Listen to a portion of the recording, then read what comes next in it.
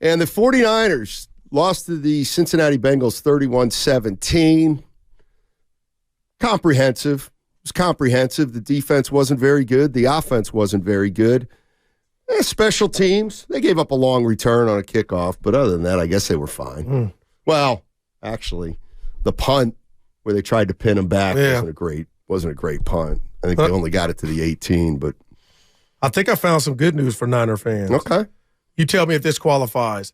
In 2021, they started the season 2 road victories. They beat Detroit and Philly. I don't know if you remember that. Then they lost 3 straight going into the bye. Then after the bye, Steiny, they lost 2 of 3, and they were 3-5 at one juncture. Ended up getting it together. Ended up 10-7 and lost to the NFC Championship. That was last year. 2 years ago. Okay. All right. Last year, they were 500 going into the bye and then won 12 straight. So I'm just saying, if you look at the last 2 years, we talked about it before, the Niners have got off to slow starts. So this is different because we saw the greatness of the defense, but now it's just dissipated. I don't know where it's at. We don't even know why Bosa, and we'll start with him because we ain't giving out no passes, Donnie, but it sounded like you thought I was giving him one. But the defense, I don't know why he's not getting home, but if you look at the last 2 years, the Niners have got it together and then went on a run. Can they do that this year? But I'm lost because I don't even know what I'm watching. Defensively, I don't know what I'm watching at all. Oh, you're watching a team get picked apart. 19 straight completions by Burrow yesterday. Yep. They had, get this, you know how long an NFL game is, and a half. Steiny, the Bengals had 20 first downs in the first half. That means you can't stop them at all. And they gave you 7 away at the end, which you just talked about before break. 20 first downs and a half. Yeah. 888-957-9570 is the number. Let's go out and take some calls. Yep.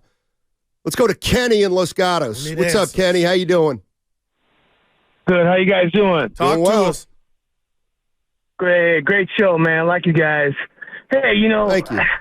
My thing is that I was born and raised here in the Bay Area. I was a Raider fan. My dad was a Niner fan since Kezar. So I'm familiar with the way, right? But my thing is that I think we should have been pumping our brakes because I think I'm seeing kind of who they are. We don't give any respect to these teams that are beating them. You look at, last year's schedule was easy. This early part of this year, the schedule was easy. Now they're getting beat. These guys line up every Sunday across from somebody else, and they're just getting beat. You can write it off the scheme if you want, but no, they're just getting beat.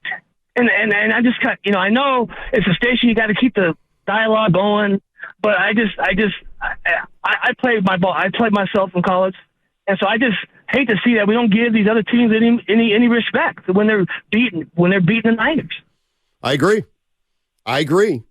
And if you look at the first 5 games, okay, so week 1 was Pittsburgh, and they dominated pretty much. Right? Pittsburgh stunk that game, and I think they stink anyway. But whatever, they were terrible that night. One of the things that we do have a tendency to do is that when the Niners win or any team wins, our team wins, we gloss over anything that might have happened in the win that didn't sit well with us. So now we got the Rams in week 2. Well, the Rams moved the ball against the Niners, but nobody really wanted to hear it because Purdy snuck in at the end of the first half to make it 17-17. Then the Rams threw a bad interception that came off a guy's fingertips. But Nakua had a lot of yards that game. But, hey, they won. So, people say, well, why are you dwelling on the negative if we won? Well, because the win wasn't perfect. And then they played the Giants. And that game now, looking at the Giants, that's not an impressive win. Yeah. It's just not. But it's a win nonetheless, though, Steiny. Because I'm getting a lot of that. A lot of people, they ain't played nobody. They haven't. They didn't early. But you could do that with any team. You can't. You play who's on your schedule. That's right. I don't give a damn. Well, that's my point. If we're playing the Giants and we win, but we don't look great, then we say, well, it's the Giants. We didn't look, win is a win. Who cares? You're a hater if you don't like it. Yeah. No. The bottom line is there's been some signs here, even in the first 5 games. Arizona moved the ball against 99-yard drive. Arizona moved the ball against the 49ers. The Arizona Cardinals moved the ball against the Niners. So, I mean, they weren't perfect when they were 5-0. They weren't perfect when they were 5-0, but hey, if you criticize some of the aspects of the game that aren't up to par, even in a win, nobody wants to hear it.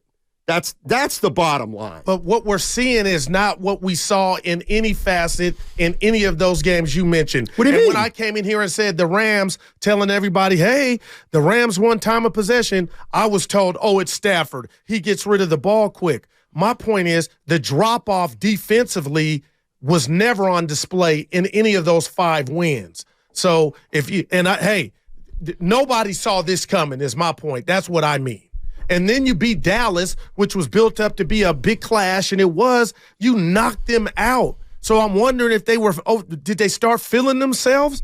I mean, it can't be everybody, but all of a sudden Cleveland came out with a boombox.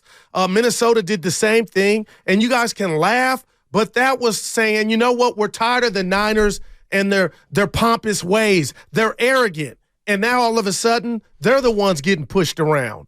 And they got beat down yesterday in their own backyard. Let's go to CJ. CJ's in San Francisco. What's up, CJ? How you doing, man? Good morning, Goo. How you guys doing today? Hey, CJ.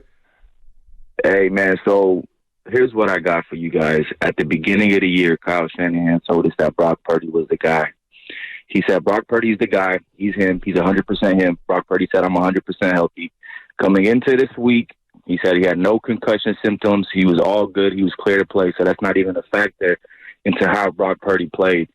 In my opinion, Brock Purdy is not the answer moving forward, man. We got this star-studded team, and if he can't get the job done missing 2 Pro Bowlers, that's a huge red flag for me.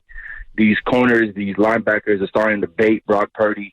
They're starting to pick Brock Purdy off. He's making these boneheaded interceptions. It's just not making sense.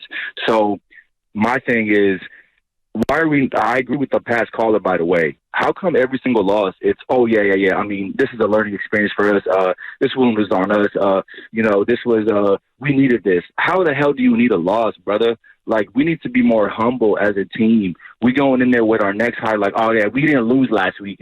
Even though we lost, we didn't really lose. Like, we needed that. We needed to wake up. Well, we just got 3 L's in a row. So that's like a left hook, a right hook, and an uppercut. So are we missing of our body blow to go down? Like, we need to figure this out. And if Brock Purdy has one more bad game after a bye week, let's turn the ball over to Sam Darnold. And one last thing. The main reason why Kyle Shanahan traded Trey Lance is when Brock starts playing the way he did, he wouldn't have to hear the fans yelling out, Trey, Trey, Trey, Trey. That's all I got. Yeah, it's a good point. Here's what Shanahan said about Purdy's concussion from the previous week and if that affected him this week. No, he wouldn't have been allowed to play. Right. Yeah. He wouldn't have been allowed to play, but he felt like he was as sharp as usual. I mean, he had those turnovers, but, I mean, the guy made some really good plays in the game, and when it came down to there at the end, and we're getting a little bit one-dimensional, especially that pick when we were backed up there inside the red zone, or the negative red zone was the worst one. And he's talking about the handoff that he didn't hand off. And it ended up a pick. This guy made a great play on that. That was one-handed. Let's go to Jay in San Jose. What's up, Jay? How you doing, man? Great. Happy Monday. Same to you, man. Want to get a couple points in here quick. Number one, you can't fault Brock Purdy completely when he does lose 2 all-pro offensive threats, or a threat and protection with Williams. He does have instincts to make the plays. Secondly, the Montana comparison, we all know that's ridiculous. We've been hearing this forever. But, man, Montana was not Joe Montana when he took over for DeBerg. So there's a little bit of that. I think it's just a little overblown. Yes, this is 3 straight losses. And I'll tell you what, winning on the road is tough. Getting punched in the mouth is not good. But I believe that they can, as they get healthy, pull it together. That's it. Appreciate the call, Jay. Yeah. Last 2 years, Steiny, they went into the bye and they got hot after. I mean, that's all you can do at this point. That's all you can do. And I get that you had no Trent Williams. You kept saying it, no Deebo Samuel. But damn, an interception's an interception. Regardless of who's out there, you could control that. And Brock had 0 picks in the first 5 games, Steiny, and 5 in the last 3. So I don't know where this is going. Maybe the bye week is coming. It is coming at a perfect time. But, man, I do wonder how much leeway he's afforded himself if he doesn't get past this bad spell. Because that's what this is for him on a personal level, a bad spell.